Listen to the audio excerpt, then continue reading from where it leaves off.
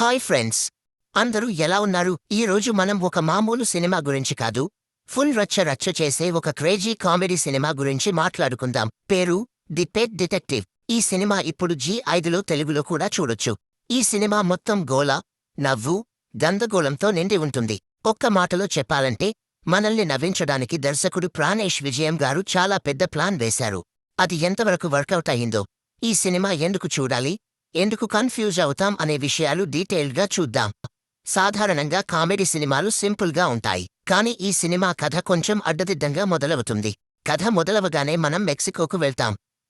అక్కడ జోస్ అలులా, రంజి పనికర్ అనే ఒక ప్రైవేట్ డిటెక్టివ్ ఉంటారు. ఈయన పని ఏంటంటే సంబాయి అనే ఒక పెద్ద డాన్ ఫోటో తీయడం. ఆ సంబాయి ముఖం ఎవరికీ తెలియదు. జోస్ గారు ధైర్యం చేసి ఫోటో తీస్తారు, కానీ సంబాయి చూసేస్తాడు. దాంతో ప్రాణాల కోసం ఆయన అమాంతం కేరళకు పారిపోయి అక్కడ ఒక డిటెక్టివ్ ఏజెన్సీ పెడతారు. కొడుకు ఎంట్రీ. తర్వాత ఆ డిటెక్టివ్ వ్యాపారాన్ని ఆయన కొడుకు టోనీ జోస్ అలులా చూసుకుంటాడు. టోనీకి ఈ పనిపై పెద్దగా ఇష్టముండదు. టోనీ తన చిన్ననాటి ఫ్రెండ్ కైకేయి, అనుపమ పరమేశ్వరన్ ని ప్రేమిస్తాడు. కానీ కైకేయి తండ్రి ఆర్మీలో పనిచేసిన వ్యక్తి. అందుకే తన కూతుర్ని సైన్యంలో ఉన్నవాడికే ఇస్తానని కండిషన్ పెడతారు. సరిగ్గా అదే టైంలో వీళ్ల స్కూల్ మేట్ అయిన రాజత్ మెనన్ ఇప్పుడు పోలీస్ ఇన్స్పెక్టర్ అయి కైకేయిని పెళ్లి చేసుకోవాలని చూస్తుంటాడు. దాంతో టోనీకి ఒక ఐడియా వస్తుంది. నేను ఒక పెద్ద కేసు సాల్వ్ చేస్తే కైకేయి తండ్రి మెచ్చుకుని నాకిస్తాడు అని అనుకుంటాడు. అందుకే పెద్ద కేసు వెతకడం మొదలు పెడతాడు. ఇక్కడి నుంచే సినిమా మొత్తం గోల, గందరగోళం మొదలవుతుంది. టోనీ పెద్ద కేసు వెతుకుతున్నప్పుడు ఒకదాని తర్వాత ఒకటిగా ఎన్నో విషయాలు కథలోకి దూరిపోతాయి.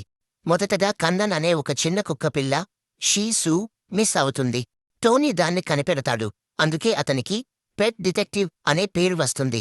ఈ కుక్క వెనుక అంతకు మించి పెద్ద కథ ఉంటుంది. మళ్ళీ వెనకటి డాన్ సంబాయి మళ్ళీ ఎంట్రీ ఇస్తాడు. ఒక తమిళ స్మగ్లర్, ఒక గ్యాంగ్స్టర్, ఒక సీరియల్ కిల్లర్, ఒక మిస్ అయిన చిన్న పిల్లాడు, ఇంకా కొన్ని వింత చేపలు.